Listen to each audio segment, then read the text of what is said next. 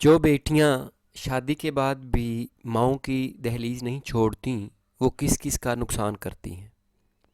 हमारे माशरे में जब तक बेटियां ब्याही न जाएं, तब तक माँ बाप के सीने पर बोझ रहती हैं। और वही बेटियां शादी हो जाने के बाद अम्मा अब्बा, खसूसन अम्मा की मंजूर नज़र बन जाती हैं।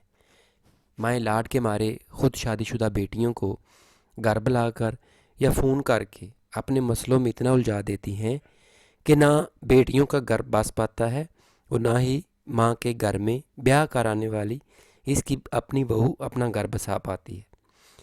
नीचे हम बयान करेंगे वो वजूहात जिनकी वजह से अच्छे भले बसे बसाए घर टूट जाते हैं। भाभी से मुकाबला।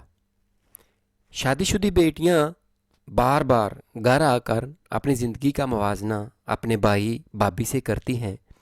मिसाल के तौर पर अगर भाई भाभी के मुकाबले में इनकी मालत हालत अच्छी है तो इसका बुलंद आवाज़ में इजहार करेंगी, जैसा कि अरे हम तो कल फ़लाँ होटल खाना खाने गए थे, भाई हम तो छुट्टियां मनाने फ़लाँ काम पर जाएंगे।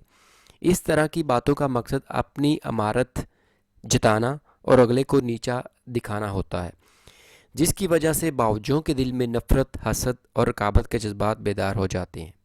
और अगर मामला इसके बरक्स हो, यानी बेटियों के माली हालात भाभीयों के मुकाबले में ख़राब हों, तो फिर वो भाभी के पास मौजूद हर चीज़ से हसद करती हैं।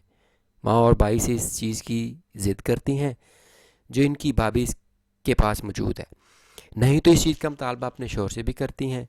और अगर तंग होने की वजह से पूरा ना कर सकें तो लड़ाई झगड़े का सबब बन जाती हैं। निजी मामलात में मुदाखलत। कौन कहाँ खाना खाने गया, कब वापस आया, अम्मी खाना आपने क्यों बनाया, भाभी इतनी देर तक क्यों सोती हैं, भाई ने भाभी को सर पर चढ़ाया हुआ है। ये वो सवालात और इतराज़ात हैं जो शादीशुदा बेटियां अपने मेके आकर अपनी माँ और घर वालों के गोश गुजार करती हैं। और ज़ाहिर है अपने निजी मामलात में मुदाखलत सगे बहन भाइयों को बर्दाश्त हो भी जाए तो भाभी को क्यों कर होगी। सास और नंदों को ये बात समझनी चाहिए कि बहू हो या भाभी एक आज़ाद इंसान है जिसके अपने ख्यालात और ज़िंदगी गुजारने के तरीके होते हैं। इन पर बात करने, रोकने टोकने या बिला वजह इनके मामलात में टांग अड़ाने से बदमज़गी ही पैदा होती है। कहीं नंद बावज के आपस में इख्तलाफात इतने बढ़ जाते हैं कि वो एक दूसरे की शक्ल तक देखने की रवादार नहीं रहती, तो कहीं नंद भाई और भाभी के दरमियान नाचाकी की वजह बन जाते हैं। ऐसी कई मिसालें हैं जहां नंदों के कान भरने से भाभीयों का बसा बसाया घर उजड़ गया और नतीजा तलाक की सूरत में निकला। अपने घर, शोहर और ससुराल से लातल्लुक हो जाना।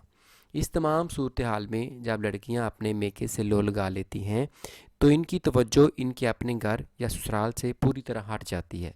शोहर दफ्तर कब गया, इसने नाश्ता किया या नहीं, रात में आकर क्या खाएगा, ससुराल में इनकी अपनी जिम्मेदारियां क्या हैं।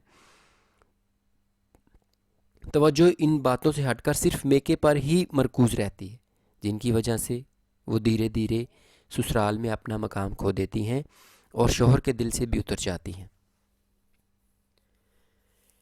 कदर खो देता है हर रोज़ का आना जाना। शादीशुदा बेटी या ननंद कभी कभार मेके जाए तो माँ के साथ साथ भाभी भी खूब आवभगत करती हैं। तरह तरह के खाने और पकवान दस्तरखान पर सजाए जाते हैं।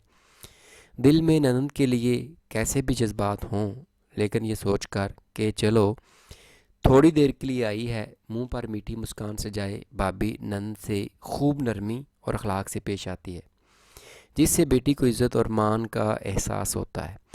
जबकि रोज़ रोज़ के जाने से ये कदर मानंद पड़ जाती है। और अक्सर घर का दाल दलिया भी खुद जाकर बावर्ची खाने से निकालना पड़ता है, और इस दौरान अगर शोहर भी साथ हो तो रही सही इज़्ज़त भी जाती रहती है। बच्चों की बर्बादी।